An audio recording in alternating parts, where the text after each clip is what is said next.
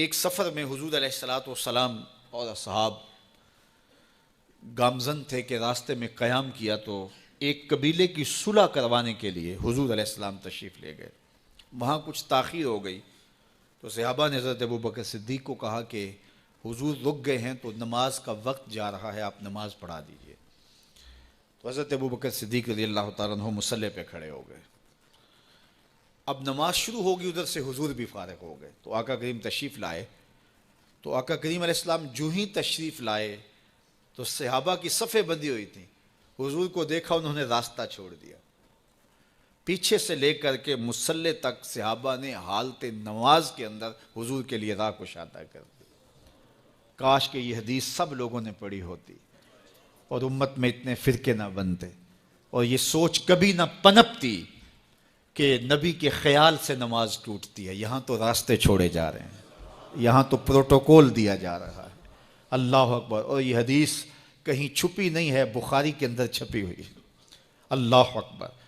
آقا کریم علیہ السلام تشریف لائے تو صحابہ نے راستہ چھوڑنا شروع کر دیا.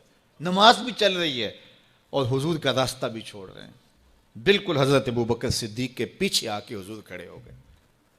ابو بکر لا یلتفت یمینا ولا یسارا، جب آپ نماز پڑھتے تھے تو نہ دائیں دیکھتے نہ بائیں دیکھتے، پوری توجہ انہماک ہوتا. وہ اپنی کیفیات کے جہان میں ڈوبے تھے اور حضور آ کے پیچھے کھڑے ہو گئے.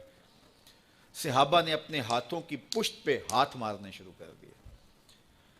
مکعن و تصدیہ قرآن نے تالی لگانا، سیٹی مارنا یہ شیطانی اعمال ہیں، لیکن ہاتھ کی پشت پہ ہاتھ مار کے متنبع کرنا یہ مختلف مواقع کے اوپر یہ جائز ہے. تو اب جب حضور آ کے پیچھے کھڑے ہو گئے اور صحابہ سمجھے کہ حضرت ابوبکر صدیق ایک استغراق کے عالم میں ہیں، ایک کیفیت کے جہاں میں ڈوبے ہیں، تو انہوں نے اپنے ہاتھوں کی پشتوں پہ ہاتھ مارنے شروع کر دیے. تو حضرت صدیق اکبر سمجھ گئے کوئی غیر معمولی واقعہ ہو گیا ہے. دیکھا پیچھے حضور کھڑے تھے. اللہ اکبر. تو حضرت صدیق اکبر مصلی سے سرک کے پیچھے آنے لگے تو آقا کریم نے اشارہ کیا رکو، نماز پڑھاؤ. سیدنا صدیق اکبر اس کے باوجود پیچھے آ گئے. کبھی ہوتا ہے حکم اور کبھی ادب آگے ہوتا ہے. اللہ اکبر.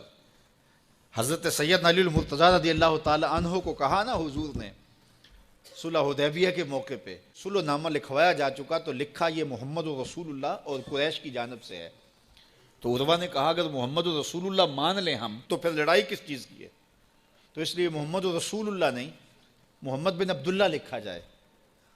تو وہ اس بات پہ بضد ہو گئے اور اگر ایسا نہیں ہوتا تو معاہدہ ٹوٹ رہا تھا. تو حضور نے حضرت علی المرتضیٰ سے کہا کہ چلو رسول اللہ کا لفظ مٹا دو. عرض کی میں تو نہیں مٹاؤں گا، میں تو نہیں مٹاؤں گا، یہ نام میں تو نہیں مٹا سکتا. پھر حضور نے خود مٹایا. اب یہاں حضور نے کہا ابو بکر رکو، لیکن حضرت ابو بکر نہیں رکے، پیچھے آ گئے. اور پھر حضور خیر مصلی پہ گئے، نماز ہوئی، سلام پھرا. تو حضرت ابو بکر صدیق رضی اللہ تعالیٰ عنہ کو حضور نے کہا ابو بکر جب میں نے کہا تھا تم رکے رہو تو تم کیوں پیچھے آئے؟ تو سنو حضرت ابو بکر نے کیا جواب دیا رضی اللہ تعالیٰ عنہ. کروڑوں سلام، لاکھوں عقیدتوں اور نیاز مندیوں کے خراج ان کی چوکھٹ پہ. عرض کرنے لگے ما کان لابن ابی قحافہ ان یؤم رسول اللہ صلی اللہ علیہ وسلم. حضور ابو قحافہ کے بیٹے کی جرت کب ہوئی کہ رسول اللہ کے آگے کھڑا ہو کے نماز پڑھائے؟ یہ ابو قحافہ کے بیٹے کی ہمت کب ہوئی کہ رسول اللہ کے سامنے کھڑا ہو کے نماز پڑھائے؟ تو ادب پہلا کرینہ ہے محبت کے کرینوں میں.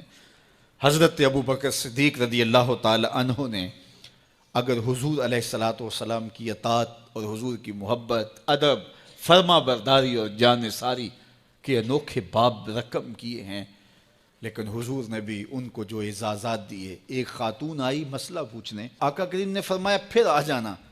اس نے کہا پھر آؤں اور آپ نہ ملیں؟ تو کہا میں نہ ملوں ابو بکر تو ملیں گے نا. اللہ اکبر. تو اپنے بعد اشارہ دے دیا ان کی طرف کہ میرے بعد میرا نائب ابو بکر ہے. اللہ اکبر. عزتوں کی مسند اور عزتوں کی معراج اور عزتوں کے مقام پہ سیدنا صدیق اکبر رضی اللہ تعالی عنہ کو بٹھایا.